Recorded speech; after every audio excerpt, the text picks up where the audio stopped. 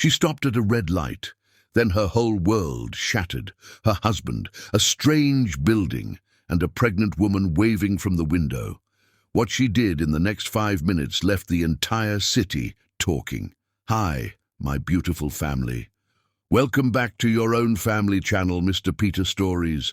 May every woman listening tonight be surrounded by grace, dignity, and unshakable courage, because what you're about to hear will remind you that a woman's spirit cannot be broken, her worth cannot be measured, and her strength always rises above every storm.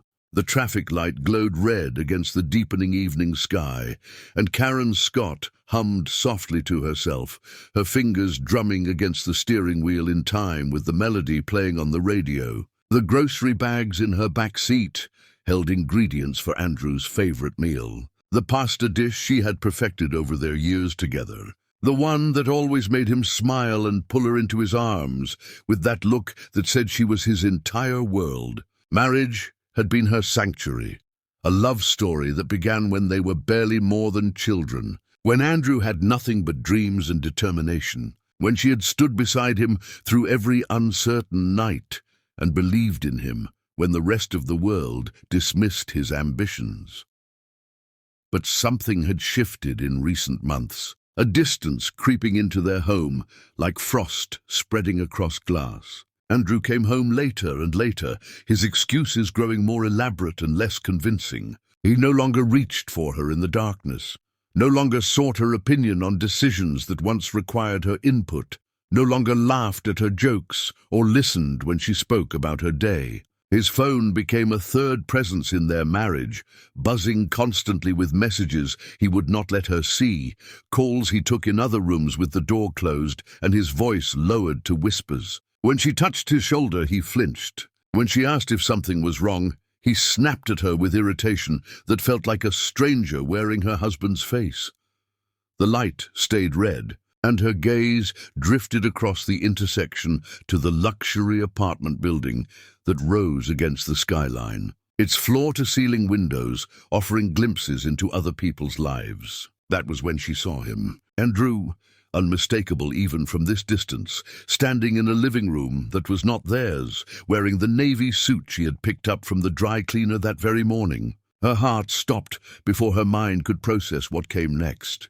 A woman appeared beside him, young and radiant, wearing a silk robe that barely contained her heavily pregnant belly. Karen's hands tightened on the steering wheel until her knuckles turned white, her wedding ring catching the last rays of sunlight. The pregnant woman moved toward Andrew with her hand pressed against her lower back, and he reached out instinctively to steady her, his touch gentle and protective, in a way that Karen recognized because it had once belonged to her. The woman threw her arms around his neck, laughing at something he said, and Andrew's hand moved to cradle her swollen stomach with a tenderness that made Karen's chest constrict until she could not breathe.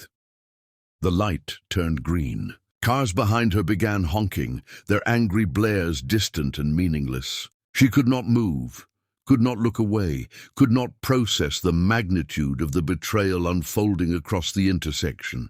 6 years of absolute trust, of defending him against friends who whispered concerns about his mother's disapproval of their interracial marriage, of sacrificing her own dreams so he could build his empire, shattered into 1,000 irreparable pieces. Karen did not remember driving home. She found herself standing in their bedroom with no memory of parking the car or climbing the stairs, staring at the California king bed they had chosen together, at the photos on the dresser documenting their love story. Something cold and hard settled in her chest where her heart used to be, a transformation that happened in an instant, turning grief into steel and betrayal into fuel. She moved through their home with mechanical precision, pulling his clothes from the closet and stuffing them into garbage bags, emptying his drawers, yanking his shoes from their racks, stripping his side of the bed until the sheets lay in a crumpled heap on the floor.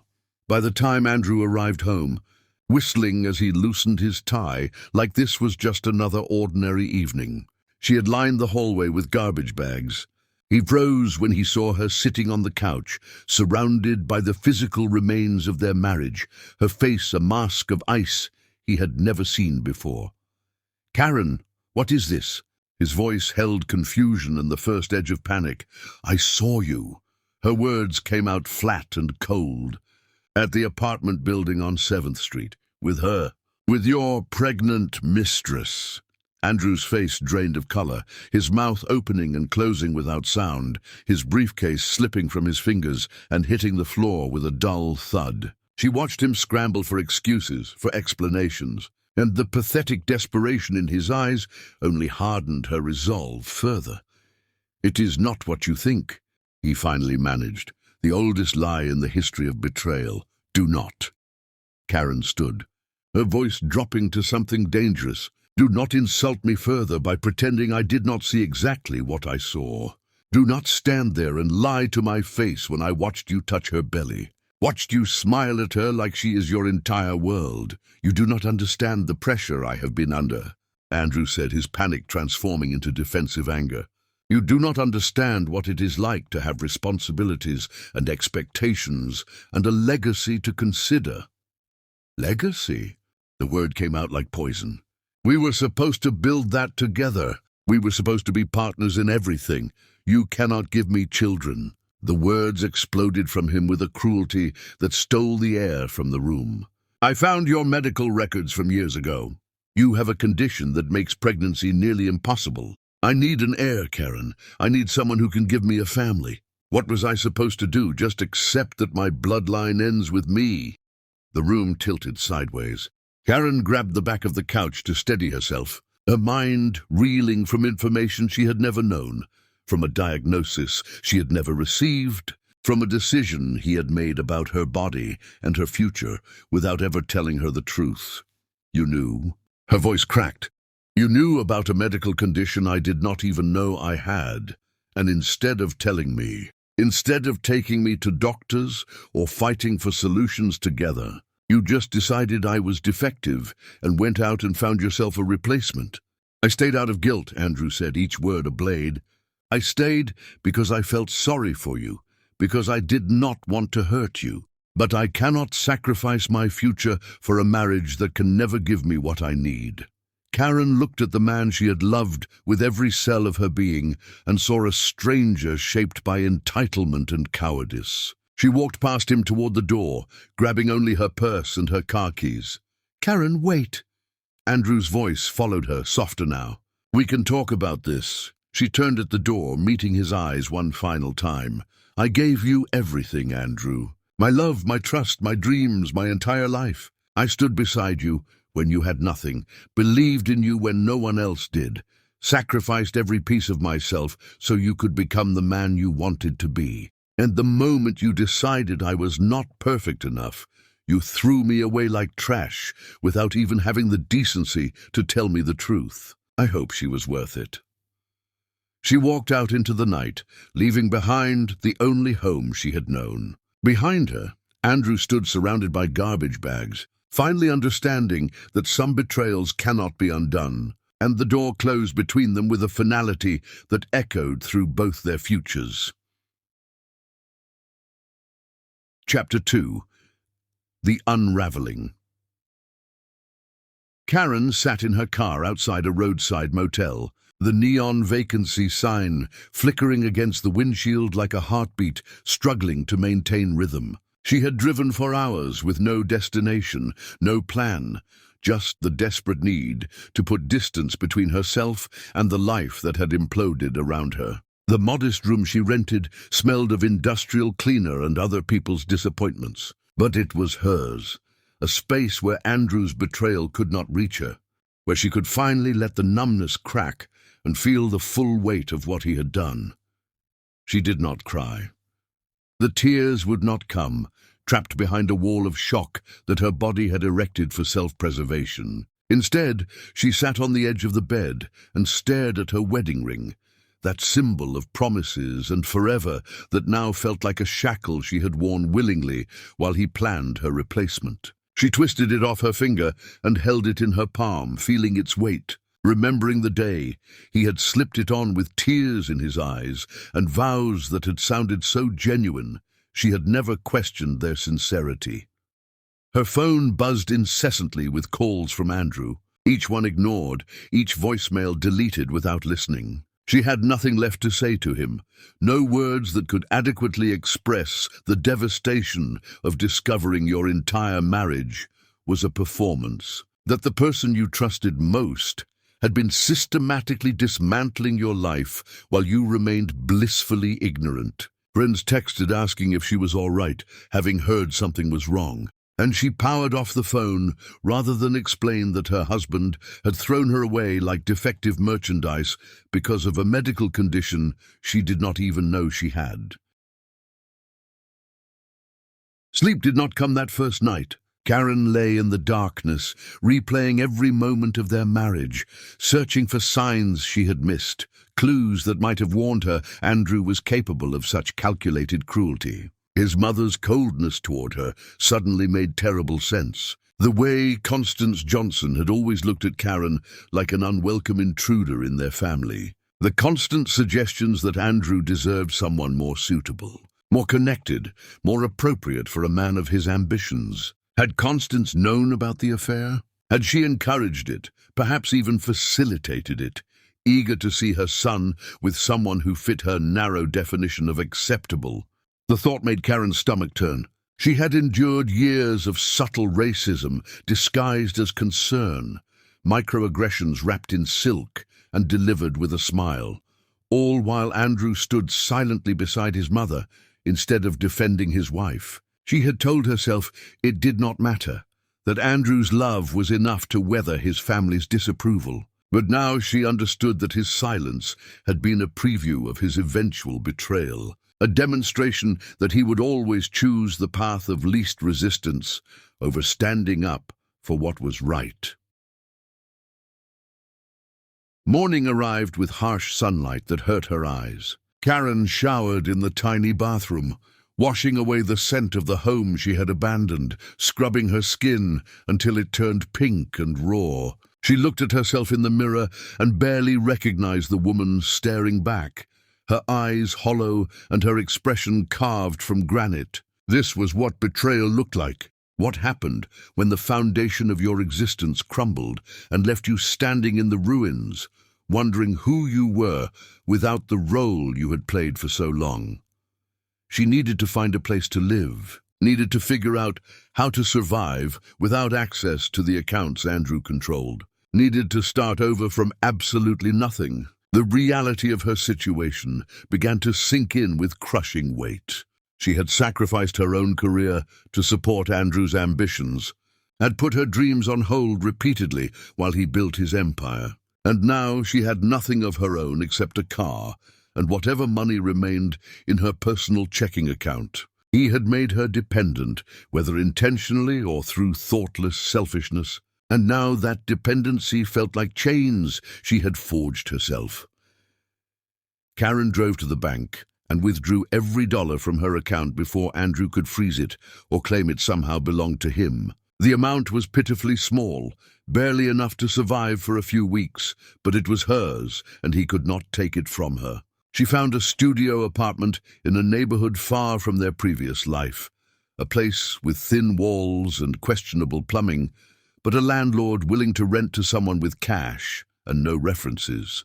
She bought an air mattress and second-hand clothes from a thrift store, each purchase a reminder of how far she had fallen, how completely Andrew had dismantled her life with his betrayal.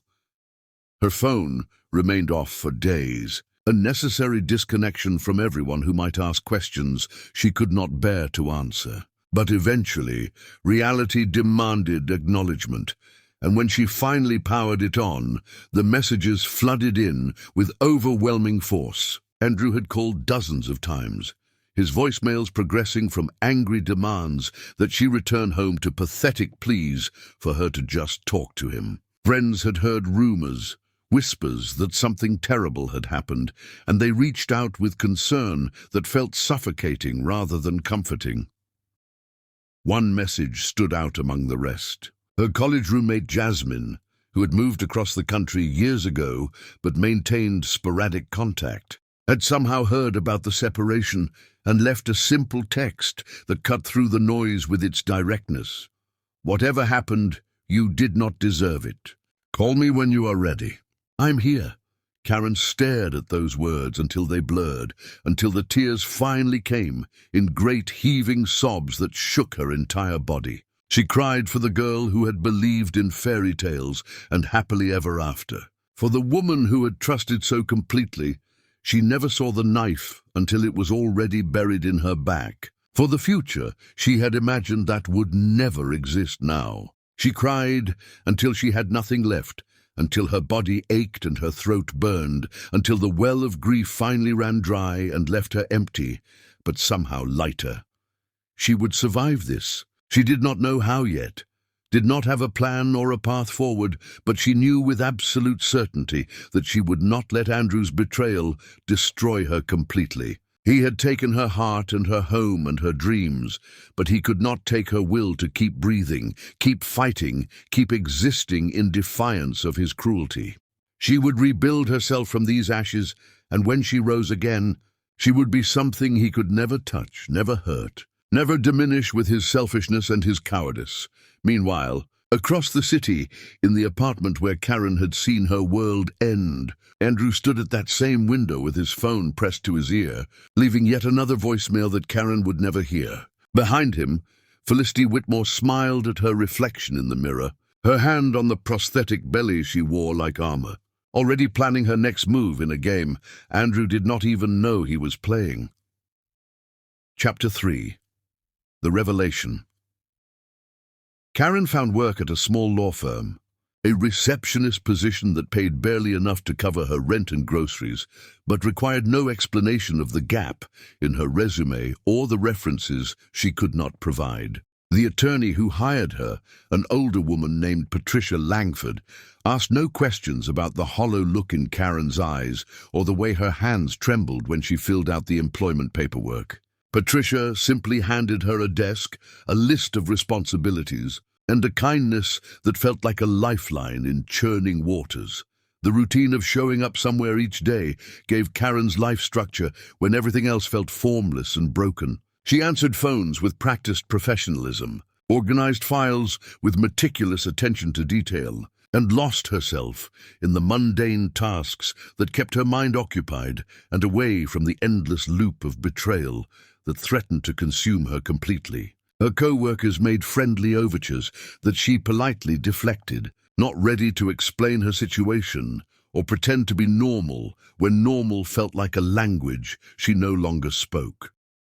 Divorce papers arrived at her apartment via courier, delivered with cold efficiency that matched Andrew's approach to ending their marriage. She read through the legal language that reduced 6 years of love and partnership to property division and asset allocation, saw that he was offering her almost nothing despite the sacrifices she had made for his success, and felt a distant rage that could not quite break through the numbness that had become her constant companion. He wanted a quick dissolution, wanted to erase her from his life as efficiently as he had replaced her.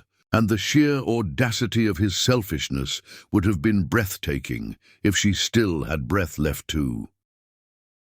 She signed the papers without contest, without demanding what she deserved, because fighting him would require energy she did not possess, and engagement she refused to give. Let him keep his money and his things and his empire built on lies. She wanted nothing that carried his fingerprints, nothing that would tie her to him for longer than absolutely necessary. Her signature felt like the final act of their tragedy, the moment when she officially released him from obligations he had already abandoned and freed herself from the illusion that their marriage had ever been what she believed. Patricia found her crying in the bathroom one afternoon, ugly sobs she could not quite muffle behind the stall door. Instead of pretending not to notice or offering empty platitudes, Patricia simply waited until Karen emerged, and then took her to lunch at a quiet cafe where they could talk without the office listening. Karen found herself spilling the entire story, every humiliating detail of discovering Andrew's affair, the medical condition he had kept secret, the cruelty of his words, and the devastation of realizing she never really knew him at all. "My ex-husband did something similar," Patricia said, when Karen finally ran out of words. Different details, but the same essential betrayal. Left me for his secretary, the most cliché thing imaginable, and acted like I was unreasonable for being upset. That was decades ago, and I survived it. You will too, even though right now that probably sounds impossible. How did you do it? Karen asked, desperate for some blueprint, some evidence that life could exist on the other side of this devastation. One day at a time, Patricia said simply. One breath, one step, one moment of not giving up even when giving up felt like the only option. And eventually those moments added up to something that looked like a life again. Not the life I planned, but a life nonetheless. One that belonged entirely to me. Those words stayed with Karen long after lunch ended, and they returned to work. She began to see her situation, not as the end of everything, but as a brutal kind of freedom, a chance to build something that had nothing to do with Andrew, or his ambitions, or his mother's racist expectations. She was unmoored and adrift, but she was also unchained from a man who saw her as disposable, and a marriage that had been slowly suffocating her long before she recognized the symptoms. She started taking evening classes in things that interested her, subjects she had abandoned when Andrew's needs took priority over her own curiosities. She read books she had been meaning to explore for years, watched movies Andrew had dismissed as pointless, ate foods he claimed to dislike, and slowly began to remember who she had been before marriage reshaped her into someone designed to complement his life rather than live her own. Each small act of independence felt like rebellion, like reclaiming territory Andrew had colonized without her realizing she was being occupied. One afternoon, while organizing files in Patricia's office, Karen stumbled across documents that made her blood run cold. The law firm occasionally handled corporate matters, and mixed in with routine paperwork was a folder containing information about a shell company involved in hostile acquisitions and corporate espionage. The name on several documents was familiar in a way that made her stomach drop. Harold Brennan, a name she had heard Andrew mention as his biggest competitor, his primary business rival, the person he claimed was always trying to steal his innovations and undermine his success. Karen's hands shook as she read deeper into the file, seeing patterns and connections that should not exist. Felicity Whitmore's name appeared on bank transfers, her signature on non-disclosure agreements, her employment listed as consultant for one of Brennan's subsidiaries. The dates aligned perfectly with when Andrew had started acting strange, when his behavior had shifted and his late nights had become routine. This was not a simple affair born from passion or wandering desire. This was calculated, strategic, designed to destroy Andrew from the inside while he remained blind to the weapon being used against him. Karen should have felt vindicated, should have experienced some satisfaction at discovering Andrew was being betrayed, just as he had betrayed her. But instead, she felt only a hollow ache for the waste of it all. He'd thrown away their marriage, chasing a woman who saw him as nothing more than a target, had believed lies designed specifically to manipulate his weaknesses and exploit his ego. Part of her wanted to warn him, wanted to prevent the devastation she could see coming like a storm on the horizon. But a larger part, the part still bleeding from his cruelty, stayed silent and watched the trap close around him with the cold detachment of someone who had learned that some people only understand pain when they finally experience it themselves. She carefully photographed the documents with her phone before returning them to their proper place. Evidence of a conspiracy she would not report, but wanted preserved nonetheless. Whatever happened next to Andrew was his own doing, the natural consequence of valuing the wrong things and hurting the people who actually loved him. She had tried to save him once by being the perfect wife, the supportive partner, the woman who sacrificed everything for his dreams. That version of herself had died the moment she saw him touch another woman's pregnant belly, and she would not resurrect it now, not even to spare him from his own stupidity and greed. Patricia found her staring out the office window as evening fell, her expression unreadable, and asked if everything was all right. Karen turned to her with a smile that contained no warmth, no softness, only the hard edges of someone who had survived one betrayal and was watching another unfold with the grim fascination of recognizing patterns she once missed. "Everything is perfectly fine," Karen said, and meant it in ways Patricia could never fully understand. Chapter 4. The Architect. Karen walked through her tiny apartment as dawn broke over the city. Unable to sleep, her mind circling endlessly around the documents she had discovered. The knowledge of Felicity's deception sat heavy in her chest, not with the weight of responsibility, but with the strange burden of witnessing karma in action. She made coffee in the small kitchenette, watching steam rise from the cup like ghosts of the life she used to have, and tried to reconcile the woman she had been with the woman she was becoming. Her phone rang, shattering the morning silence. Jasmine's name appeared on the screen, and Karen answered with the weariness of someone who had not slept properly in weeks. "You sound terrible," Jasmine said without preamble, her voice carrying the familiar directness that had defined their friendship since college. "Talk to me. Tell me everything." So Karen did. She told Jasmine about the traffic light in the window and the pregnant belly, about Andrew's cruel confession regarding her supposed infertility, about the divorce papers and the tiny apartment and the job that barely kept her afloat. She told her about discovering Felicity's connection to Harold Brennan, about the conspiracy unfolding in documents she had accidentally uncovered, about the choice she had made to let Andrew face the consequences of his own blindness.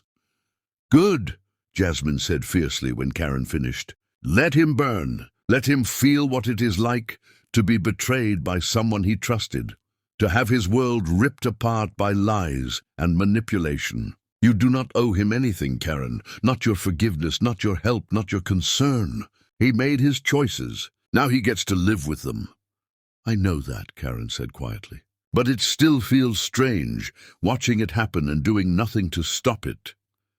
"That is not doing nothing," Jasmine corrected. "That is refusing to rescue someone who pushed you off a cliff. That is self-preservation. That is finally putting yourself first instead of sacrificing yourself for a man who never appreciated what he had." They talked for over an hour, Jasmine's anger on Karen's behalf a balm to wounds that still bled despite her attempts to cauterize them with distance and numbness. When they finally hung up, Karen felt marginally more stable, less like she was drowning and more like she was treading water, still fighting to stay afloat, but no longer actively sinking. She went to work and moved through her day with mechanical efficiency, answering calls and filing papers and maintaining the professional demeanor that kept people from asking too many questions. But her mind remained elsewhere, imagining the moment when Andrew would discover Felicity's betrayal, when his world would implode the way hers had, when he would finally understand the particular agony of realizing someone you loved never actually existed. The call came on a rainy Tuesday afternoon. Andrew's number appeared on her phone, and Karen stared at it for several rings before answering, curiosity overriding her instinct to ignore him completely. "Karen."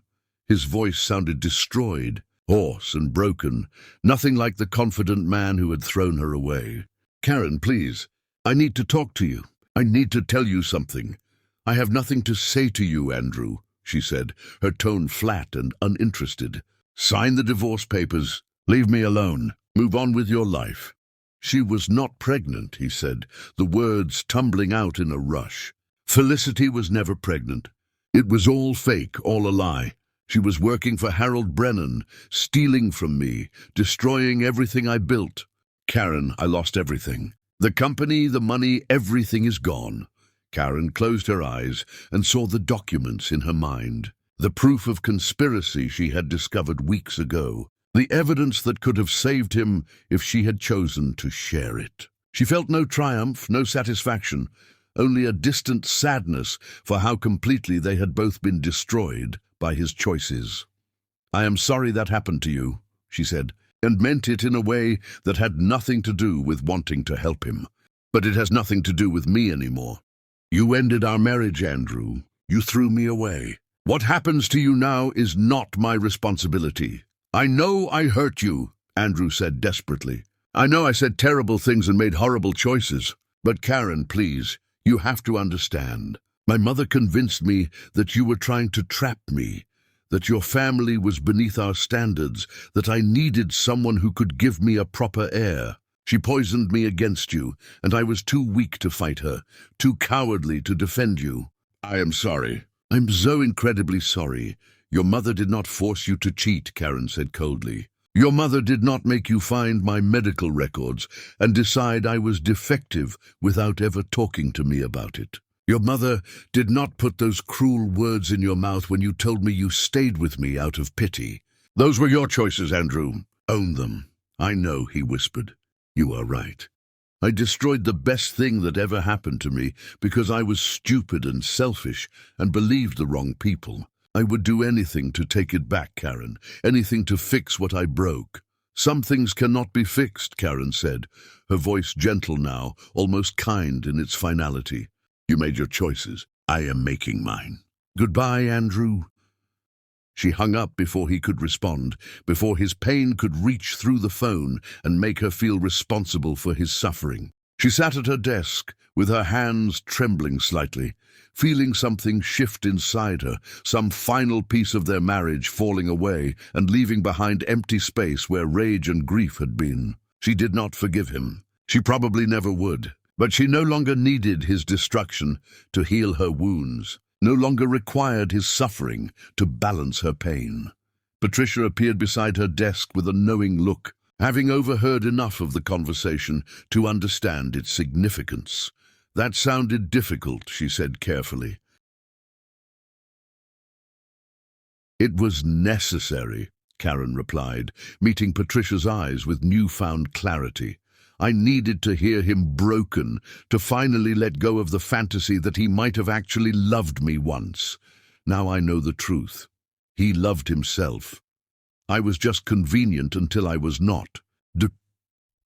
What will you do now?" Patricia asked.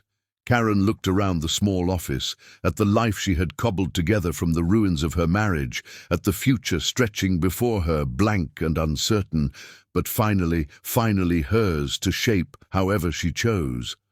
"Everything," Karen said, and smiled for the first time in weeks.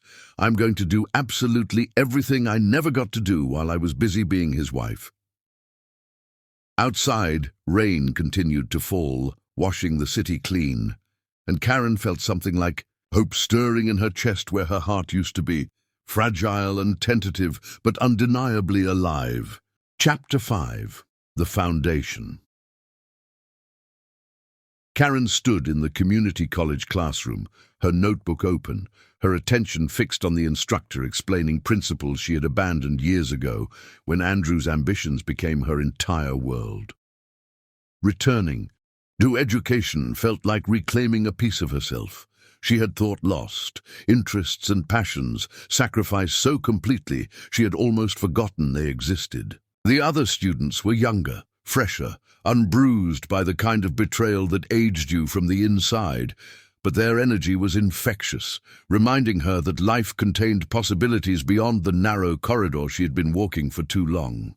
She excelled in her classes with an intensity that surprised her instructors, pouring all her rage and grief and determination into assignments and projects that gave her somewhere to direct the chaos inside her. Each high grade felt like proof that she was more than the woman Andrew had discarded, more than the wife who had been deemed insufficient and replaced. She was intelligent, capable, valuable on her own merits, rather than as an accessory to someone else's achievements. Patricia noticed the change in her, the way Karen carried herself with increasing confidence, the way her eyes no longer held that hollow devastation that had been so pronounced in those first terrible weeks. One afternoon, Patricia called her into the office and made an offer that would alter everything. "I have been watching you," Patricia said, leaning back in her leather chair with a thoughtful expression. "You are wasted as a receptionist, Karen. You have a brilliant mind that should be put to better use. I want to train you as a paralegal, teach you the aspects of law that most schools never cover, give you real experience that will serve you regardless of where you go from here." Karen stared at her, unable to process the gift being offered, the kindness from someone who owed her nothing and gained little from investing in her future. "Why would you do that for me?" she asked, her voice cracking slightly around the words. "Because someone did it for me once," Patricia said simply. "When my ex-husband left me with nothing, and I was working 3 jobs just to keep my children. Fed, a senior partner at a firm, took a chance on me, despite my lack of credentials and broken confidence. She saw potential where everyone else saw desperation.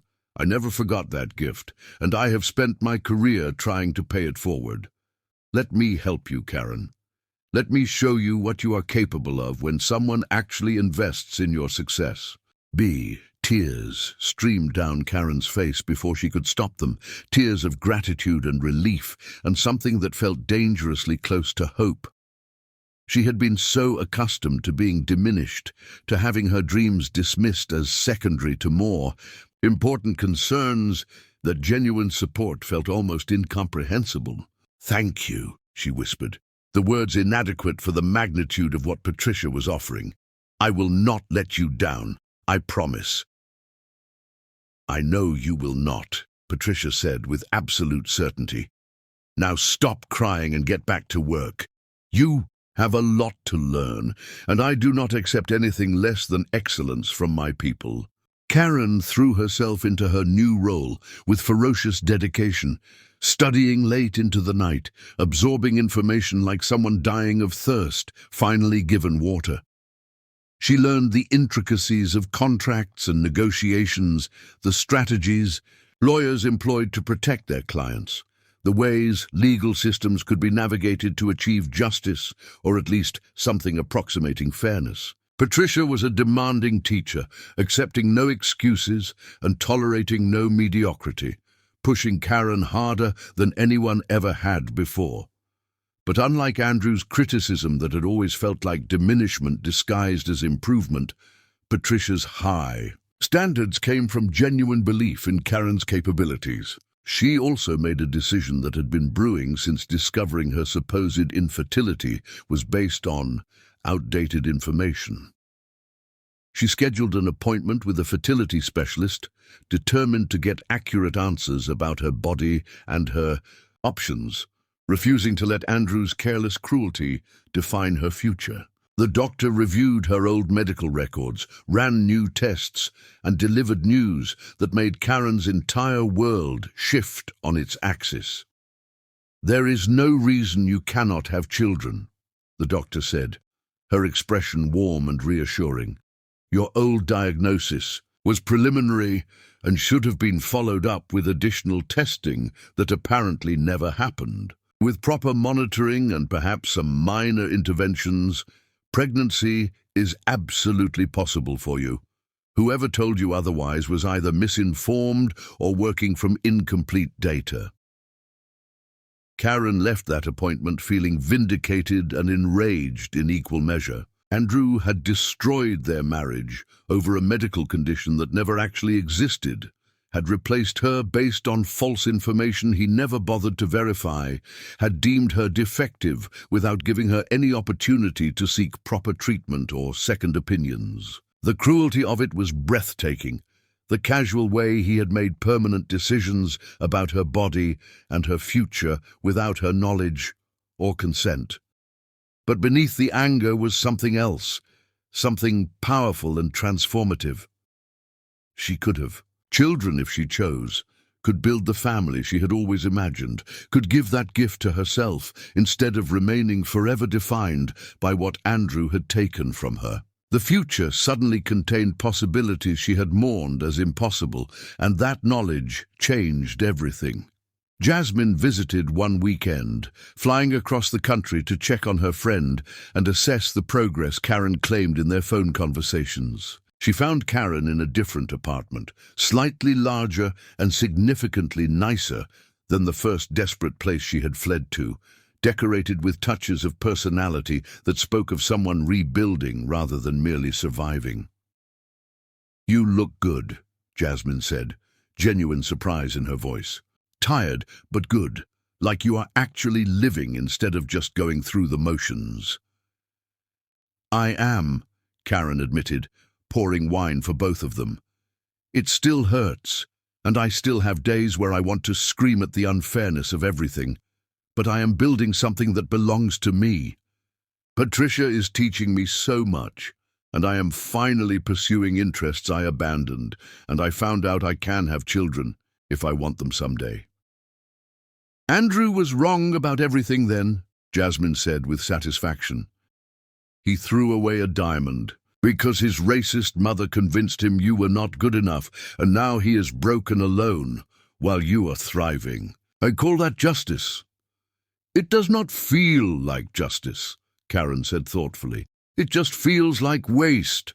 We could have had something beautiful if he had been brave enough to fight for it, if he had valued me over his mother's approval and his obsession with legacy. But he was not, and we did not, and now here we are. I'm not glad he's suffering, but I am glad I'm not suffering with him anymore." They spent the weekend together, laughing in ways Karen had not laughed in months, sharing memories of who they had been before life got complicated and painful. Jasmine's presence reminded Karen that she had an identity beyond wife, beyond betrayed woman, beyond survivor. She was still herself underneath all the trauma, still capable of joy and friendship and ridiculous humor that had nothing to do with Andrew or his destruction. When Jasmine left, Karen stood at the window of her apartment, watching the city lights flicker like possibilities waiting to be seized.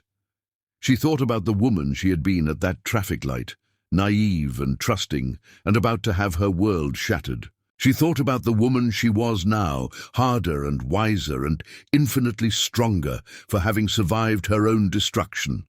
She thought about the woman she was becoming, undefined by anyone's expectations or limitations, free to pursue whatever future she could imagine and build with her own hands. Her phone buzzed with a message from Patricia reminding her about an early meeting, and Karen smiled at the screen with genuine warmth. She had a purpose now, a path forward that belonged entirely to her, and nothing Andrew had done could take that away because she had built it from the ashes of what he destroyed.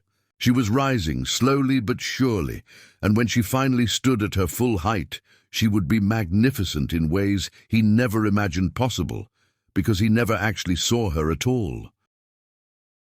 Chapter 6. The Emergence. Karen attended the legal conference with Patricia, her first professional event in her new role, and felt profoundly out of place among the expensive suits and confident networking. She had never been comfortable in these environments, even when she attended as Andrew's wife, always feeling like an intruder in spaces designed for people who looked and spoke and moved differently than she did. But Patricia had insisted she needed the exposure, needed to see how connections were made and opportunities created. And Karen trusted her mentor enough to push through the discomfort. The keynote speaker was discussing ethical considerations in representing difficult clients, and Karen found herself absorbed by the presentation, by the complexity of balancing legal obligations with moral concerns. She took notes compulsively, her mind racing with questions and connections, so focused on the content that she barely registered the crowd around her or the hum of conversation that filled the conference hall during breaks.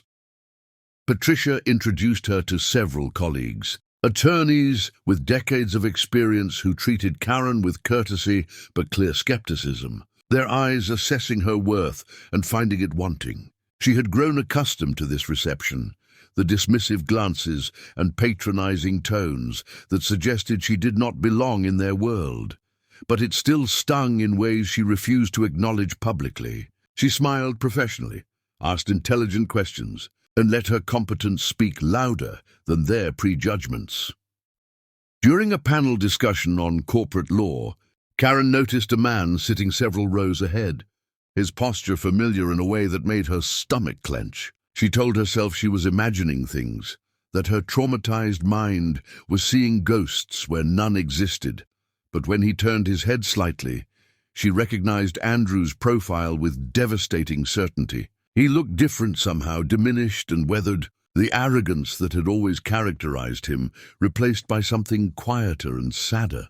Her first instinct was to flee, to escape before he noticed her presence and shattered the equilibrium she had fought so hard to establish. But something kept her rooted in place, some stubborn refusal to run from him again, to let his mere existence drive her away from spaces she had every right to occupy. She had done nothing wrong, had committed no crime except trusting the wrong person, and she would not surrender her hard-won confidence because her ex-husband happened to be in the same room. Andrew did not see her during the panel, his attention fixed on the speakers with an intensity that suggested desperate hope, that knowledge might save him from whatever circumstances he currently faced. Karen watched him from a distance, this man she had loved so completely, and felt nothing except a distant curiosity about how thoroughly life had humbled him. His expensive suit was several years old, his shoes worn at the heels, his entire presentation suggesting someone who had fallen far and was struggling to climb back up. The conference broke for lunch, and Karen followed Patricia toward the dining area, deliberately avoiding the direction Andrew had gone. But fate or coincidence or simple bad luck brought them face to face in the hallway, and his eyes met hers with a shock that rippled visibly through his entire body. He froze, his mouth opening but no words emerging, his face cycling through surprise and guilt and something that looked painfully like longing. Karen kept walking, her expression neutral, treating him with the same polite indifference she would show any stranger. She saw him flinch at her coldness, saw pain flash across his features, and felt absolutely nothing in response. He was a person she used to know, someone who had once meant everything, but that connection had been severed so completely that even his suffering could not reach her anymore. Patricia noticed the interaction and raised an eyebrow questioningly once they were seated, at a table far from where Andrew had gone. "Ex-husband?" she asked quietly, her tone carefully neutral. "Former stranger," Karen corrected. "Someone I thought I knew, who turned out to be entirely fictional." They ate lunch, while Patricia shared stories about her own divorce, the years of rebuilding, and the eventual discovery that life after betrayal could be richer than life during the comfortable lie. Karen listened with the attention of someone seeking a roadmap, desperate for evidence that the path she was walking led somewhere worth the journey. Andrew appeared at their table as they were finishing dessert, his approach hesitant and apologetic, his entire demeanor radiating the kind of desperate humility that comes from having nothing left to lose. "Karen," he said softly, "could I please speak with you for just a moment? I will not take much of your time." Patricia looked at Karen with a question in her eyes, ready to dismiss Andrew if her protégé gave any indication of discomfort. But Karen surprised herself by nodding, by standing and following Andrew to a quiet corner of the lobby where they could talk without an audience. "You look incredible," Andrew said, his voice thick with emotion. "Successful and confident and everything you deserve to become. I'm glad you're doing well. What do you want, Andrew?" Karen asked, her tone businesslike and impatient. "I am here for professional development, not a reunion with my past." "I know," he said quickly. "I just needed you to know that I have spent every day since you left regretting what I did, understanding how completely I destroyed the best thing that ever happened to me. I'm not asking for forgiveness or another chance. I know I do not deserve either. I just needed to tell you that you were right about everything, and I am sorry for every moment of pain I caused you." Karen studied his face, seeing genuine remorse where arrogance used to live, witnessing what appeared to be authentic transformation in someone she had written off as irredeemable. It would have been easier if he remained the villain, if he had learned nothing and stayed exactly the person who had thrown her away. His growth complicated her narrative, forced her to acknowledge that people could change, even if that change came too late to matter. "I appreciate your apology," she said carefully, "but it does not change anything between us, Andrew. What you did destroyed something that cannot be rebuilt. I have moved on with my life, and you need to do the same." "I know," he said again, nodding slowly. "I will leave you alone. I just wanted you to hear that I understand now what I was too blind to see then. You were everything, Karen. You were the whole world. And I traded you for ashes." He walked away before she could respond, his shoulders slumped with defeat. And Karen returned to Patricia with emotions churning inside her that she could not quite identify or name. She should have felt triumphant, should have savored his obvious suffering as evidence that justice existed after all. But instead, she just felt tired and sad about the profound waste of something that could have been beautiful if he had been brave enough to nurture it instead of destroying it. Patricia did not ask what Andrew had said, respecting Karen's privacy enough to wait until she was ready to share. They finished the conference together, attending sessions and networking events, building connections that would serve Karen's emerging career. When they finally left, Karen felt stronger somehow, like seeing Andrew had closed some chapter she did not know was still open. That night, alone in her apartment, Karen looked at herself in the mirror and barely recognized the woman staring back. She had been transformed by betrayal and survival, shaped by pain into something harder and more resilient than she ever imagined possible. Andrew's apology had given her nothing she needed, changed nothing about their history, but it had confirmed something important. She had not been crazy or oversensitive or wrong to leave. He had been exactly as terrible as she believed, and his belated understanding could not undo the damage he had inflicted. She went to bed thinking not about Andrew, but about her future, about the career she was building, and the possibilities stretching before her like an open road with no destination except wherever she chose to go. She was free in ways she had never been during their marriage, liberated by his betrayal to finally become whoever she wanted without compromise or sacrifice. It was a bitter kind of gift, but it was hers, and she would not waste it dwelling on someone who had already taken too much of her life. Chapter 7. The Distance.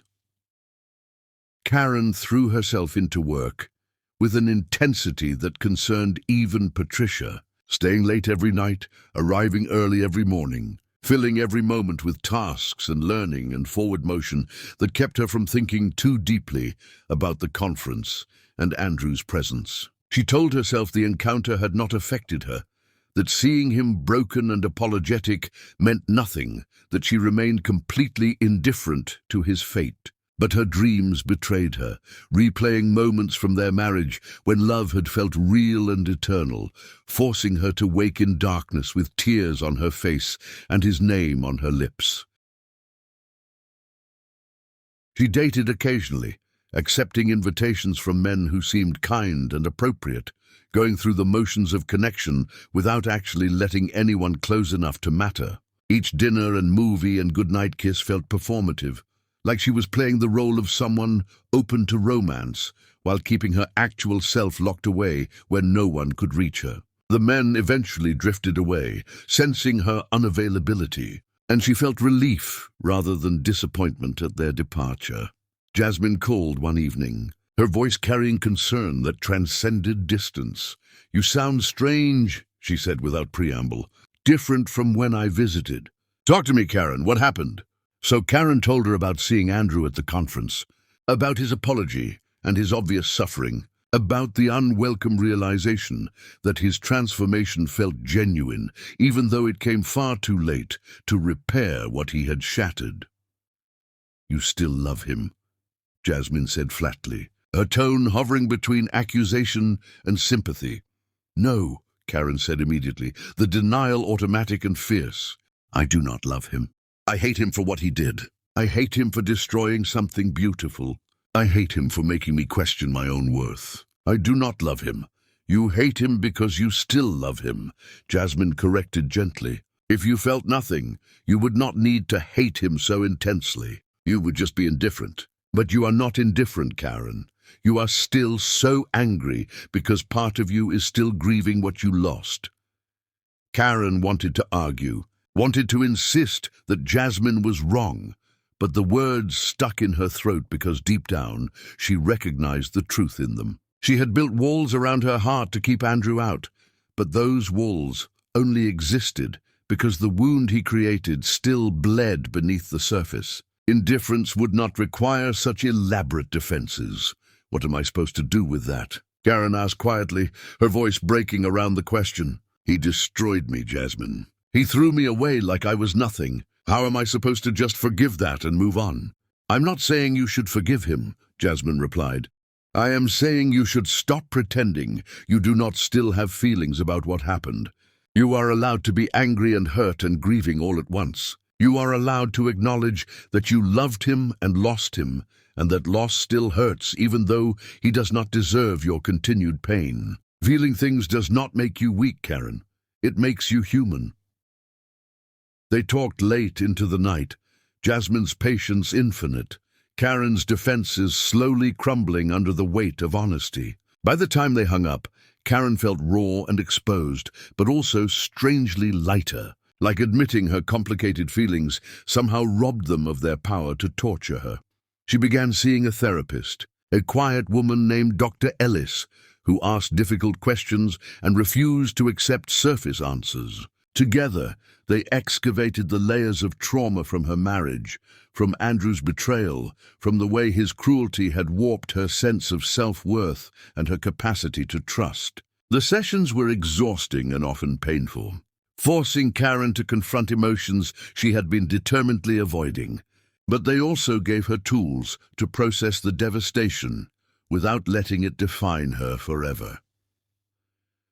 You keep talking about Andrew as if his betrayal says something essential about you, Dr. Ellis observed during one session. But his choices reveal his character, not yours. His inability to value what he had.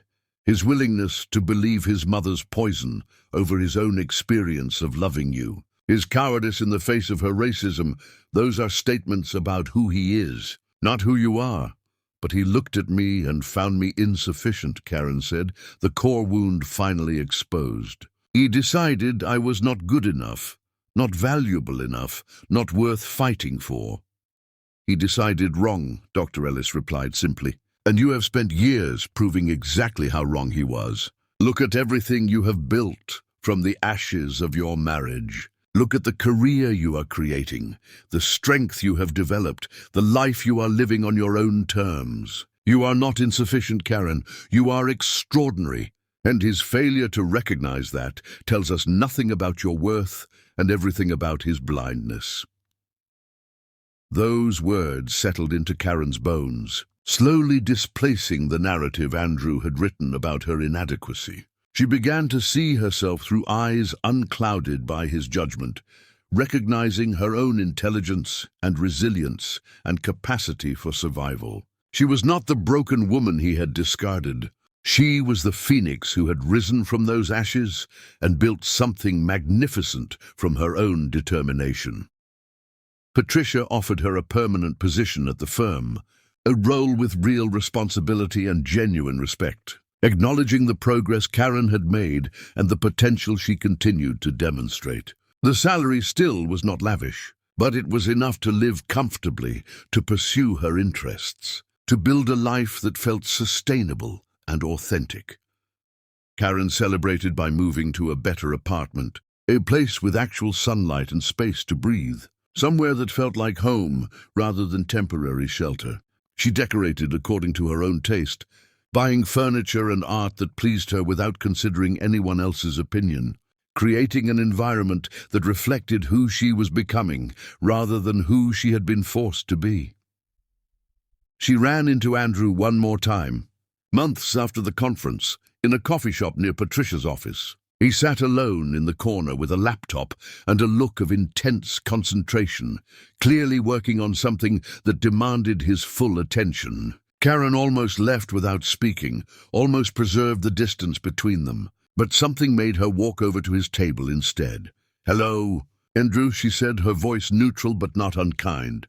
He looked up, surprise and wariness flashing across his features, clearly expecting her to unleash some righteous anger at his presence in her neighborhood.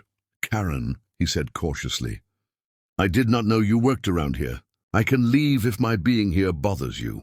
"It does not," she said, surprising both of them with the truth of it. "I just wanted to tell you that I heard you were helping people who needed support, using what influence you have left to open doors for others. That is good work, Andrew. I'm glad you found a way to make something positive from everything that happened." He stared at her like she had spoken in a foreign language, his eyes filling with tears he clearly was not expecting. "Thank you," he whispered. "That means more than you could possibly know." "I have to go," Karen said, already regretting her impulse to speak. "Take care of yourself."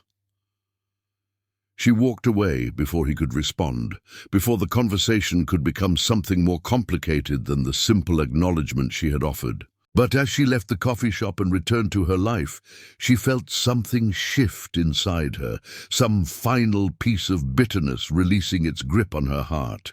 She did not forgive him.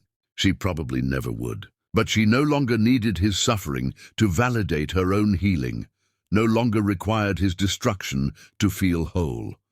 She was whole already, she realized, scarred and changed, and fundamentally different from the woman she had been, but whole nonetheless. And that wholeness had nothing to do with Andrew or his apologies or his attempts at redemption.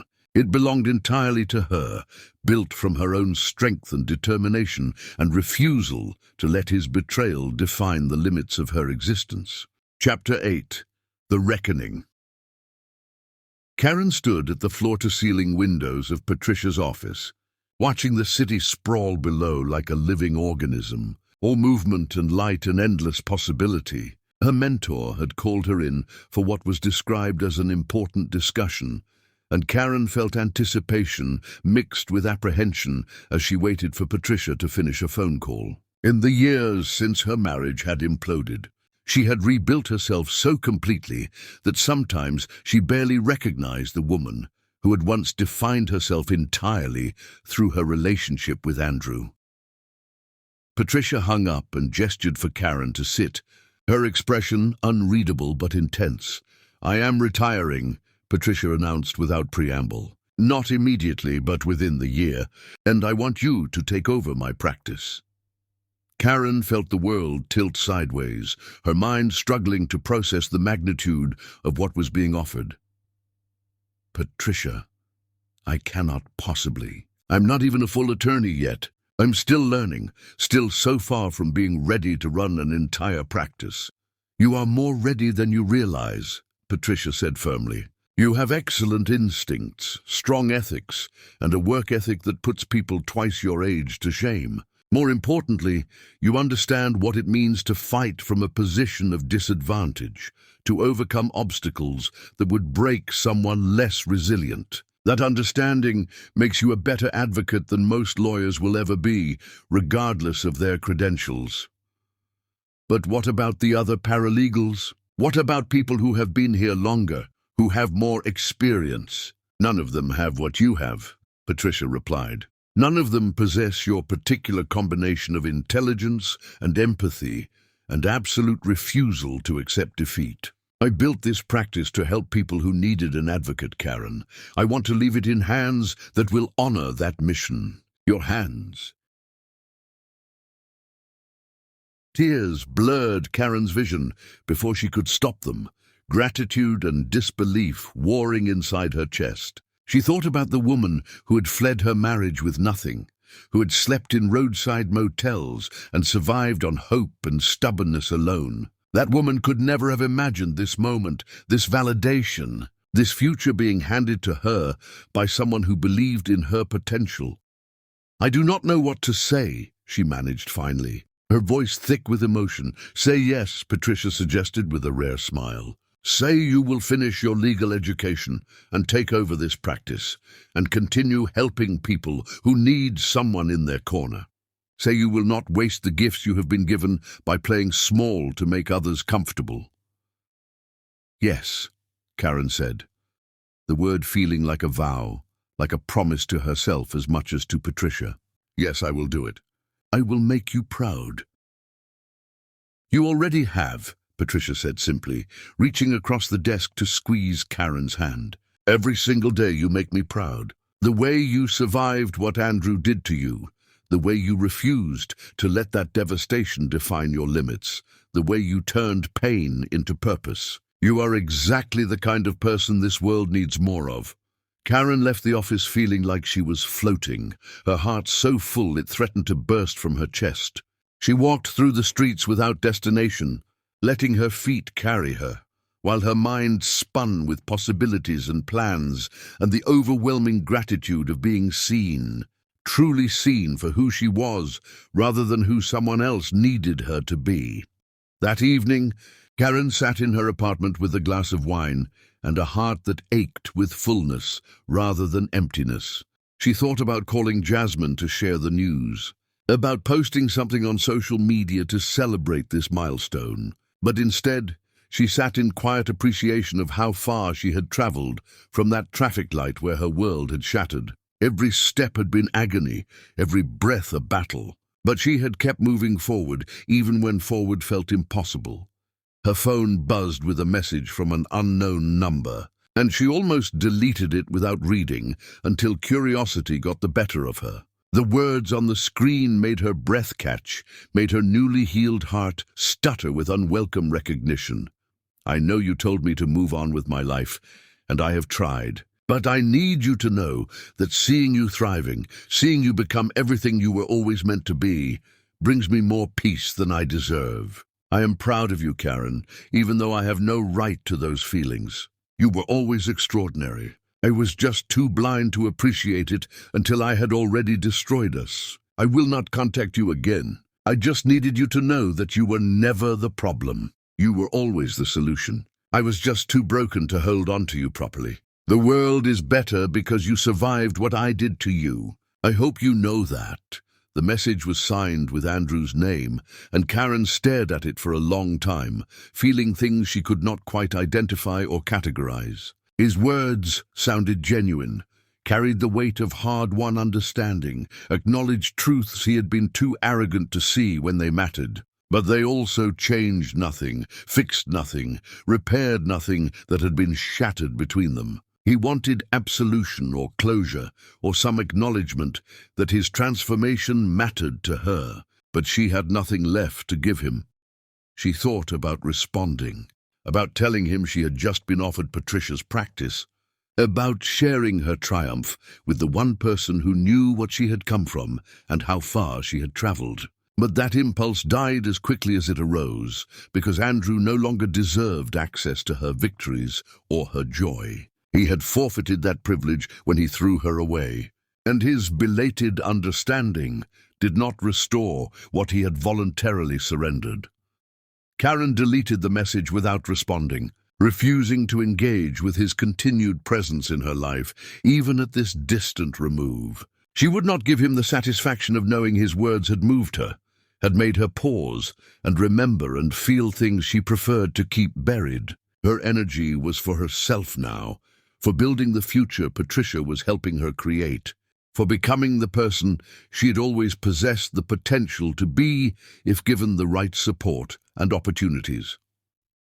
She poured herself another glass of wine and raised it to her reflection in the window, toasting the woman she had become and the woman she was still becoming. Patricia's faith in her had planted seeds that were finally blooming into something remarkable, something that bore no resemblance to the life she had lost. This was better, she realized with sudden clarity. This life she was building from her own determination and grit was infinitely more valuable than the comfortable existence she had shared with Andrew, where her worth was tied to his success and her dreams were always secondary to his ambitions. Weeks passed in a blur of studying and working and preparing for bar examinations. Karen pushed herself harder than ever, determined to prove Patricia's faith in her was not misplaced, desperate to honor the gift she had been given by someone who believed in her when she barely believed in herself. The other paralegals at the firm reacted to her promotion with varying degrees of resentment and skepticism, whispers suggesting she had only succeeded because Patricia felt sorry for her. Because she was being given opportunities, others deserved more. Karen ignored the gossip with practiced ease, refusing to let their jealousy diminish her accomplishment or make her question whether she deserved what she had earned through years of relentless work and sacrifice. She knew her own worth now, understood that her value did not require external validation or universal approval. She was good at what she did, brilliant even. And anyone who could not see that was revealing their own limitations rather than exposing hers. She had learned this lesson the hardest way possible, through Andrew's rejection and the long climb back to self-respect. His cruelty had taught her that other people's inability to value you said nothing about your actual worth and everything about their capacity for recognition. She carried that knowledge like armor now, protection against the casual dismissals and microaggressions that once would have wounded her deeply. A charity gala invitation arrived, an event supporting women escaping domestic violence and financial abuse. Patricia encouraged her to attend, insisting that networking at such events was essential for someone preparing to take over a practice. Karen almost declined, her natural introversion recoiling from the forced sociability of such gatherings, but something made her accept. Perhaps it was the cause itself, so closely aligned with her own experience of rebuilding after devastation. Perhaps it was the recognition that hiding from opportunities because they made her uncomfortable was no longer acceptable. Perhaps she just needed to prove to herself that she could occupy spaces that once intimidated her without dissolving into anxiety. She bought a dress for the occasion, something elegant and powerful, an outfit that announced her presence rather than apologizing for it. The deep emerald fabric complemented her skin in ways that made her feel beautiful and fierce, like a warrior dressed for battle rather than a woman trying to blend into wallpaper. When she looked at herself in the mirror the night of the gala, she saw a woman who had survived hell and emerged magnificent, scarred but unbroken, transformed by pain into something diamond-hard and unshakable. Andrew would not recognize her now, she realized with satisfaction. The woman he had discarded no longer existed, replaced by this fierce and resilient version that bore only superficial resemblance to her former self. She had shed that old skin completely, molted into something new and infinitely stronger. And the transformation was so complete that even she sometimes struggled to remember who she had been before betrayal reshaped her. The gala was crowded with exactly the kind of people Karen had learned to navigate during her years with Andrew, wealthy and well-connected and utterly convinced of their own importance. But she moved through the crowd with confidence now, her education and experience giving her conversational currency, her genuine passion for the cause, making her contributions to discussions authentic rather than performative. She spoke with survivors about their journeys, listened to their stories with the understanding of someone who had walked similar paths and felt something like purpose settling into her bones. She was standing near the silent auction tables, examining donated items and considering bids when she sensed him before she saw him. That familiar presence that her body recognized even when her mind insisted on indifference. Andrew stood across the room, talking with event organizers, looking uncomfortable in his formal wear, clearly present out of obligation or genuine interest rather than social climbing. He wore a suit that had seen better days, his entire presentation suggesting someone who was attending because he believed in the cause rather than because he wanted to be seen. Their eyes met across the crowded space, and for a moment everything else faded away, the noise and the people, and the intervening years all vanishing until it was just the two of them staring at each other, with a history too complicated to ever fully unravel. Karen felt her pulse quicken, despite her best efforts at indifference, her carefully constructed equilibrium suddenly precarious. She could read the surprise in his expression, the pain and longing that he tried unsuccessfully to mask, the way his entire body seemed to lean toward her before he caught himself and remained rooted in place. Karen turned away first, refusing to let his presence derail her evening or make her question her own equilibrium. She had worked too hard to reach this point, had suffered too much to arrive at this place of peace and purpose, to let his unexpected appearance shatter what she had built. But she felt him throughout the rest of the gala, always at the periphery of her awareness, a ghost from her past haunting the edges of her present. She gave a brief speech about the Foundation's work, her voice steady and powerful as she spoke about surviving financial abuse and rebuilding from nothing. She did not mention Andrew by name, but anyone who knew their story would recognize the echoes of her experience in her words. She spoke about the importance of supporting women as they reclaimed their lives, about the transformative power of believing in someone's potential even when they had been broken by betrayal. When she finished, the applause was thunderous, and Karen felt tears threatening despite her determination to remain composed. Patricia stood in the front row with pride written across her face, and Karen focused on her mentor rather than scanning the crowd for Andrew's reaction. She would not give him that power, would not let his presence influence how she felt about her own accomplishment. When she finally escaped to the balcony for air, she should have known he would follow, should have anticipated that the unfinished business between them demanded resolution they had both been avoiding. The door opened behind her, and she did not need to turn around to know who stood there. His presence as familiar as her own heartbeat, despite the years and distance between them. Chapter 9. The Collision. The night air hit Karen's face like a blessing, cool and clean after the stifling atmosphere inside. She gripped the balcony railing and stared out at the city lights, trying to calm the racing of her heart that had nothing to do with the crowds she had just escaped and everything to do with the man she knew was standing in the doorway behind her. She could feel his presence like a physical weight, the air between them charged with electricity and unresolved history. "I was not following you," Andrew said quietly, his voice carrying across the small space with painful familiarity. "I just needed air too. I can go back inside if you want to be alone." "Stay," Karen heard herself say, surprising them both with the invitation. "We are both adults. We can share a balcony for a few minutes without the world ending." He moved to stand beside her, careful to maintain distance, both of them staring out at the view rather than looking at each other. The silence stretched between them, heavy with everything they had never properly said, with all the conversations that should have happened but never did. Karen could feel the tension radiating from him, could sense his struggle to find words adequate for the moment. "You gave a beautiful speech inside," Andrew finally said, his voice rough with emotion he was trying to control. "About rebuilding after devastation, about refusing to let betrayal define your future. It was powerful, Karen, you were powerful.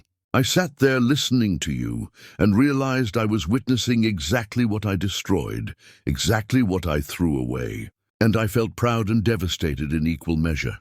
"Thank you," she said stiffly, uncomfortable with his praise, uncertain how to receive compliments from someone who had once destroyed her so completely. "I have been trying to stay away from you," Andrew continued, his words spilling out like he had been holding them back too long. "Trying to respect your wishes and leave you in peace. But seeing you tonight, seeing how incredible you have become, I cannot keep pretending I do not still think about you constantly, that I do not regret every single day what I threw away. Karen, you were everything I should have protected, and instead I destroyed you. And watching you thrive despite what I did is the most beautiful and painful thing I have ever witnessed." "Andrew, do not," Karen said, her voice tight with warning. "Do not do this. Do not make this complicated when it has finally become simple." "It has never been simple," he replied, finally turning to face her, and the raw pain in his eyes made her breath catch despite her determination to remain unmoved. I destroyed the best thing that ever happened to me because I was weak and stupid and believed my mother's poison over my own heart. I threw away a woman who loved me unconditionally for a fake pregnancy and a business legacy that meant nothing. Everything I touched turned to ash, Karen, and I deserved every bit of it. But knowing I deserved my suffering does not make it easier to live with the knowledge that I hurt you, that I damaged something irreplaceable, that I chose wrong at every single turn. Karen felt something crack inside her chest. All the rage and grief and confusion she had been suppressing suddenly flooding through the barriers she had built. Her hands gripped the railing until her knuckles turned white, her whole body trembling with the effort of maintaining her composure when everything inside her wanted to scream. "You want to know what the worst part was?" she said, her voice shaking with intensity she could no longer contain. "It was not the affair or the pregnancy or even the cruelty of what you said that last night. It was realizing that you never really loved me at all. You loved the idea of me, the convenience of having a supportive wife who made your life easier and never demanded too much. But the actual me, the woman with dreams and flaws and a body that might not produce heirs on command, that woman you threw away without a second thought the moment she became inconvenient to your plans." "That is not true," Andrew protested desperately. "I did love you, Karen. I still love you. I was just too damaged and too weak to love you the way you deserved.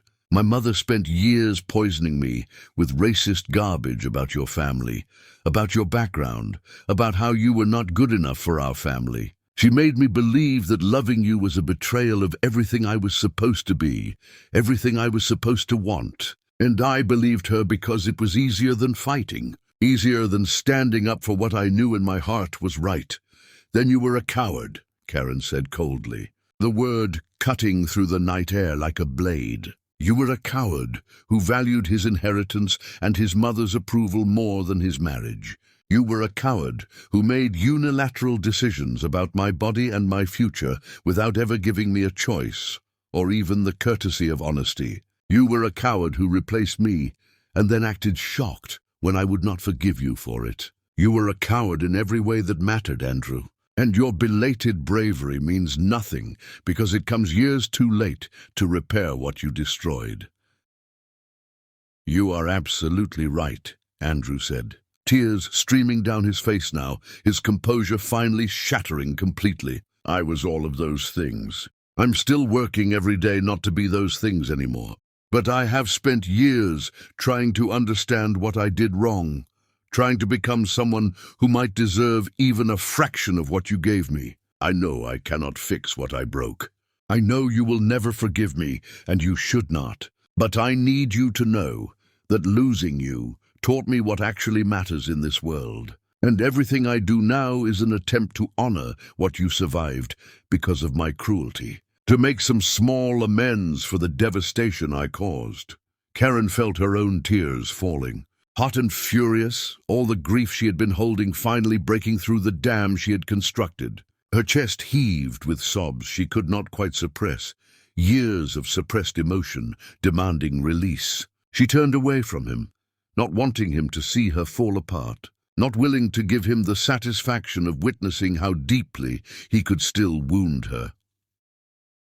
"You do not get to make your redemption my burden," she said, her voice breaking around the words. "You do not get to tell me about your growth and your understanding and expect me to absolve you of what you did. I survived despite you, Andrew, not because of you. I built myself back from absolutely nothing while you got to learn valuable life lessons from destroying me. Do not stand here and ask me to celebrate your evolution when it came at the cost of my complete devastation. That is not fair. That is not right. That is you being selfish one more time, asking me to carry the weight of making you feel better about the terrible things you did." "I am not asking for anything," Andrew said quietly, his voice rough with barely controlled emotion. "I am just telling you the truth, because I think you deserve to hear it, even if hearing it changes nothing between us." I was a monster who destroyed something precious. You deserved so much better than what I gave you, and I will spend the rest of my life trying to make amends for what I did, even though nothing I do will ever be enough to balance the scales or repair the damage I caused." Karen stared at him through her tears, at this man who had once been her entire world, and felt something fundamental shift inside her. She did hate him, but Jasmine had been right that her hatred was just love that had been poisoned by betrayal, that her continued anger was proof she still cared enough to be wounded by what he had done. She wanted to be indifferent, wanted to feel nothing when she looked at him, but indifference required an absence of feeling she had never achieved despite years of trying. "I hate you," she said, the words torn from somewhere deep and raw, from a place she usually kept locked away. "I hate you for destroying something that could have been beautiful. I hate you for making me doubt my own worth for years. I hate you for letting your mother's racism destroy our marriage when you should have fought for us. I hate you for everything you took from me, for every dream you killed, for every piece of myself I had to rebuild from ashes. But mostly I hate you for changing, for becoming someone who might have been worth keeping if you had found this version of yourself while I still loved you enough to try again." "I am sorry," Andrew whispered, his voice breaking completely.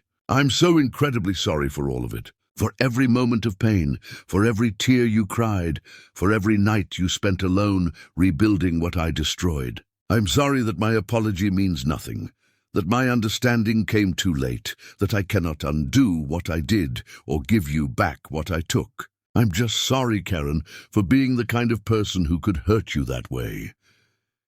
They stood together in the wreckage of their history, two people who had loved and destroyed each other. Bound by shared trauma they could never fully escape.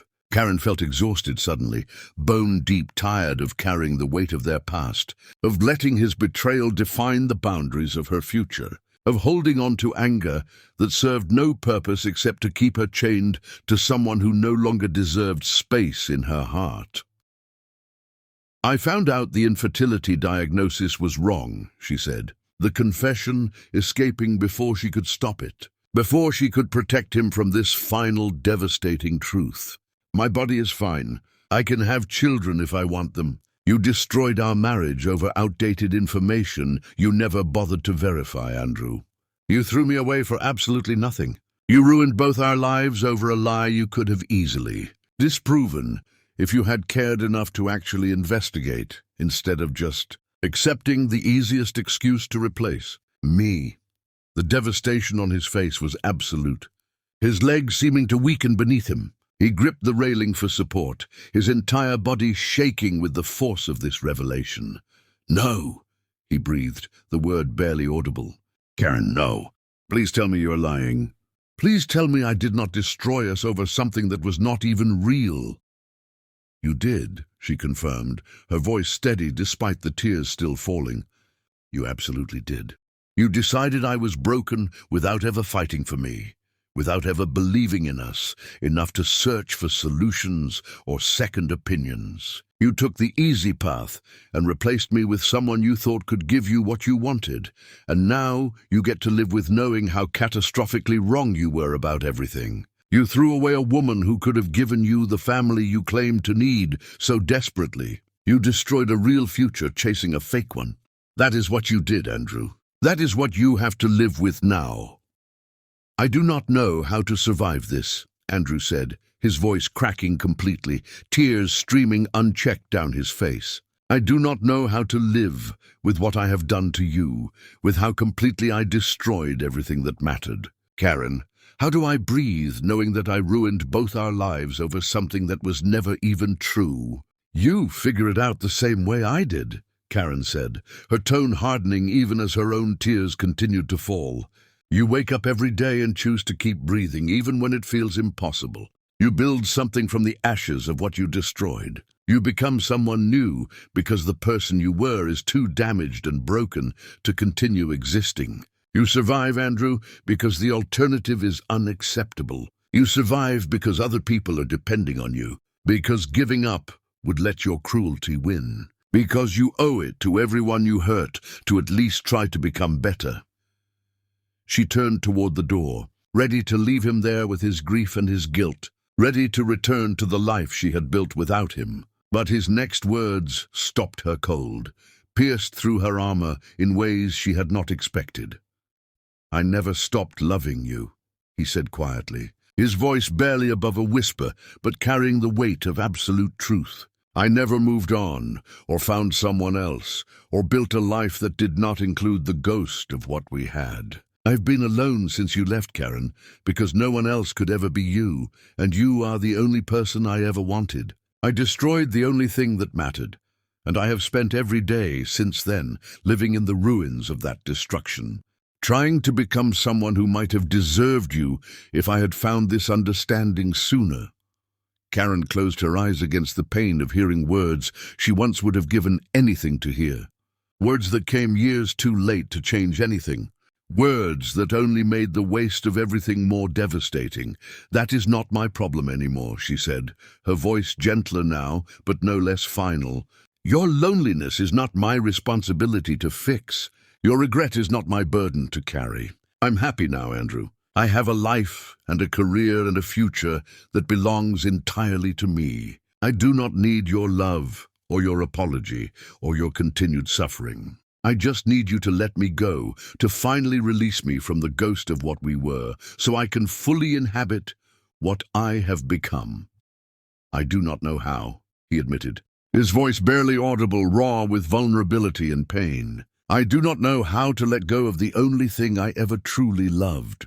"You learn," Karen said simply, opening her eyes and meeting his gaze one final time. "The same way I learned to let go of the woman I was when I believed in us. The same way I learned to build a life that did not include you, or need you, or depend on your validation. You learn, Andrew, because you do not have any other choice. Because holding on to something that no longer exists will destroy whatever chance you have at peace. Because I am asking you to, and if you ever actually loved me, you will respect this final request." She walked away then, leaving him alone on the balcony with the city lights and the wreckage of everything they had once been. Inside, the gala continued without them, full of people who had no idea about the private devastation unfolding just beyond their awareness. Karen found Patricia in the crowd and made her excuses, suddenly desperate to leave, to escape before the emotions churning inside her demanded more expression than she was willing to give in public. Patricia drove her home without asking questions, offering silent support that Karen accepted gratefully. When they pulled up to her apartment, Patricia finally spoke, her voice carrying decades of hard-won wisdom. "Whatever happened tonight, whatever was said, remember that you do not owe anyone access to your healing. You get to protect your peace, Karen. You get to choose who deserves space in your life and who has forfeited that privilege through their own actions." Karen nodded, unable to speak around the lump in her throat, and fled to her apartment, where she finally allowed herself to completely fall apart. She cried for hours, great heaving sobs that shook her entire body, grieving for the marriage she had lost and the man Andrew could have been if he had found his courage sooner. She cried for the woman she used to be, the one who believed in forever and happily ever after. She cried for all the wasted years and missed opportunities and paths not taken. But when the tears finally stopped and dawn began to break over the city, Karen felt something like peace settling into her bones. She had confronted Andrew, had told him exactly what his betrayal had cost her, had refused to absolve him or make his redemption easier. She had been honest about her anger and her pain and her continued inability to forgive him. And somehow, that honesty had lifted a weight she had not realized she was still carrying. She could not forgive him, might never forgive him, but she no longer needed his destruction to feel whole. She was whole already, she realized again, built from her own strength and determination. And that wholeness had nothing to do with him or his apologies or his transformation. It belonged entirely to her, earned through survival and perseverance, and the absolute refusal to let his betrayal define the limits of her existence. Chapter 10. The beginning. Karen stood in her new office, boxes still unpacked around her, and tried to absorb the reality that this space belonged to her now. Patricia had officially retired, passing her practice to Karen with a ceremony that felt simultaneously terrifying and exhilarating. The nameplate on the door read her name in letters that seemed impossibly large, announcing to the world that she had not just survived, but thrived beyond anyone's expectations, including her own. She had not seen or heard from Andrew in over a year, not since that devastating conversation on the balcony when she had finally released the anger she had been carrying like armor. She occasionally heard his name mentioned in passing, whispers that he was doing good work helping people who needed advocacy, that he had completely transformed his approach to wealth and power. She felt nothing when she heard these updates, genuinely nothing, and that indifference was perhaps the greatest gift his absence had given her. Her life had become full in ways she never imagined possible. She had clients who trusted her, colleagues who respected her, a reputation built on competence and integrity rather than connections or manipulation. She dated occasionally, but remained emotionally unavailable in ways she no longer felt guilty about, protecting her hard-won peace with boundaries that kept everyone at a safe distance. Perhaps one day she would be ready to risk her heart again, but that day remained comfortably distant. The buzzer sounded, announcing a visitor, and Karen checked her schedule with confusion because she had no appointments listed. Her assistant's voice came through the intercom, apologetic and uncertain. "There is someone here to see you without an appointment. He says it is personal and urgent. His name is Andrew Johnson." Karen's heart lurched despite her best efforts at indifference, her carefully constructed equilibrium suddenly precarious. She could refuse to see him, could send him away with a message that she had nothing left to say. But curiosity won over caution, that same stubborn refusal to run that had defined her survival. "Send him in," she heard herself say, already regretting the decision but unable to take it back.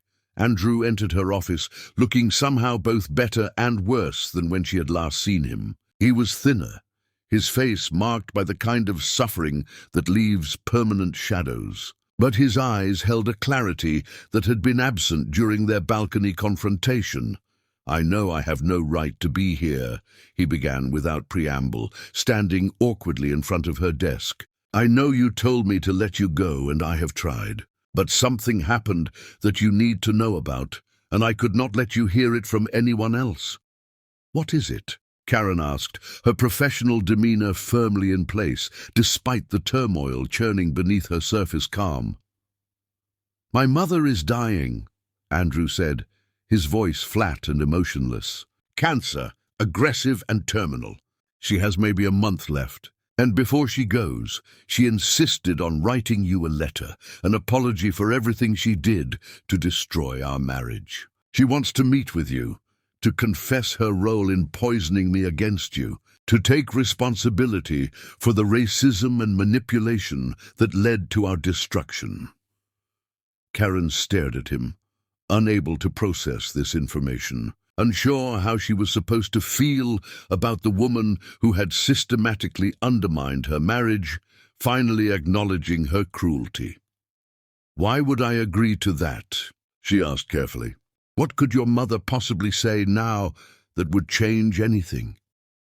"Nothing," Andrew admitted. "It would change absolutely nothing, but she is insisting that she needs to do this before she dies, that she cannot go to whatever comes next without trying to make amends. I told her you owed her nothing, that you had every right to refuse, but she begged me to at least ask." "Does she know?" Karen asked, the question escaping before she could stop it. "Does she know about the infertility diagnosis being wrong? About how completely her interference destroyed something that could have been repaired if you had been honest with me?" "She knows everything," Andrew said heavily. "I told her all of it, every terrible detail of what her racism cost us both. She has been living with that knowledge for years now. And I think the guilt is eating her alive more effectively than the cancer. Karen walked to her window and stared out at the city, trying to decide what she owed the dying woman who had helped destroy her marriage. Part of her wanted to refuse out of pure spite, to deny Constance the absolution she sought and let her die with the weight of her sins unconfessed. But another part recognized that seeing Constance might provide closure she had not realized she still needed. "I will think about it," Karen said finally, turning back to face Andrew. "That is all I can promise. I will consider her request and let you know." "Thank you," Andrew said quietly. "That is more grace than either of us deserve." He turned to leave, but Karen's voice stopped him at the door. "Are you taking care of yourself?" she asked, the question surprising them both with its genuine concern. "I am surviving," Andrew replied with a sad smile, "taking it one day at a time, trying to be someone who might deserve peace someday, even if I never achieve it." "Are you happy, Karen?" She considered the question carefully, examining her life with honest assessment. "I am content," she said finally. "I have work that matters and a life that belongs entirely to me. I'm not sure I know how to be happy anymore, but I am not miserable. That feels like enough." "You deserve so much more than enough," Andrew said softly. "You deserve everything." He left before she could respond, and Karen sat in her office, surrounded by the evidence of her success, and felt strangely hollow. She thought about Constance's request, about whether confronting the woman who had poisoned her marriage would bring healing or just reopen wounds that had finally begun to scar over. After days of deliberation, Karen agreed to visit Constance, driven more by morbid curiosity than any desire for reconciliation. She found the dying woman in a private room at an expensive hospice facility, her body ravaged by disease, but her spirit apparently still fierce enough to demand this final confession. "Thank you for coming," Constance said, her voice weak but steady. "I know I have no right to ask anything of you after what I did." "You do not," Karen agreed, sitting in the chair beside the bed, but maintaining emotional distance. "So say what you need to say and let me decide whether it matters." Constance spent an hour detailing her crimes, confessing how she had systematically undermined Karen and Andrew's marriage from the beginning, how she had fed Andrew lies about Karen trying to trap him, how she had found the old medical records and presented them as proof that Karen was defective and unsuitable. She admitted her racism openly, acknowledged that she had wanted Andrew to marry someone white and wealthy and properly connected, that she had seen Karen as an obstacle to be removed rather than a person deserving respect. "I was wrong about everything," Constance said finally, tears streaming down her ruined face. "You were exactly what Andrew needed, and I destroyed you both because I could not see past my own bigotry and snobbery. I'm sorry, Karen, I'm so desperately sorry for all of it."